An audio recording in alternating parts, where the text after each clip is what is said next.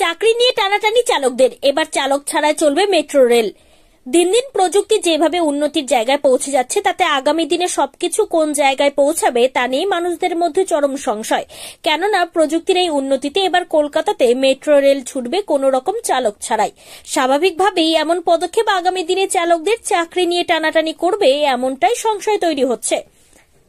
Kolkata metro rail কর্তৃপক্ষের তরফ থেকে চালক ছাড়াই মেট্রো রেল চালানোর জন্য ইতিমধ্যেই ট্রায়াল সেরে ফেলা হয়েছে।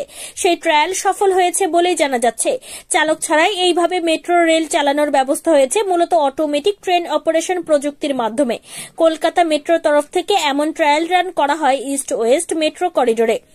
চালক ছাড়াই একটি মেট্রো রেল ট্রায়াল রান চালানোর সময় সল্টলেক সেক্টর 5 থেকে শিয়ালদা পর্যন্ত 2 রাউন্ড দেয়।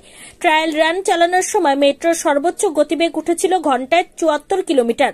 তবে এইভাবে চালক ছাড়া মেট্রো চালানোর জন্য প্রয়োজন হয়ে থাকে কমিউনিকেশন বেসড ট্রেন কন্ট্রোল সিস্টেমের, যার মধ্যে রয়েছে automatic train operation, automatic train protection এবং অটোমেটিক ট্রেন সুপারভিশনের সুবিধা। এই ব্যবস্থা রয়েছে ইস্ট ওয়েস্ট মেট্রো করিডোরে। ট্রায়াল রান চালানোর সময় মেট্রো রেল ঠিকঠাক সবকিছু কাজ করতে সক্ষম কিনা তা দেখার জন্য খতিয়ে দেখা হয় স্বয়ংক্রিয় ব্রেক, মোটরিং ইত্যাদি ব্যবস্থা। এছাড়াও খতিয়ে দেখা হয় নির্দিষ্ট গতির মধ্যে ট্রেন থামছে কিনা ইত্যাদি। এছাড়াও ট্রেনের দরজা ঠিকঠাক খুলছে কিনা, প্ল্যাটফর্ম স্ক্রিন ডোর ঠিকঠাক কাজ করছে কিনা ইত্যাদি সব বিষয়গুলি খতিয়ে দেখা হয়। এই সমস্ত বিষয় ঠিকঠাক কাজ করেছে বলেই জানা যাচ্ছে মেট্রো রেল সূত্রে।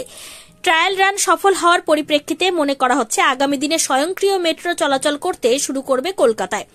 তবে চালকহীনভাবে মেট্রো চলাচল করলেও প্রতিটি মেট্রো রেলেই থাকবেন মোটরম্যান। বিপদ সামাল দেওয়ার জন্য তাদের উপস্থিতি থাকবে।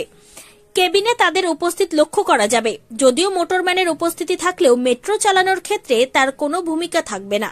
যাত্রীদের মানসিক অবস্থা যাতে অটুট থাকে তার জন্য এমন সিদ্ধান্ত নেওয়া হয়েছে রেলের তরফ থেকে।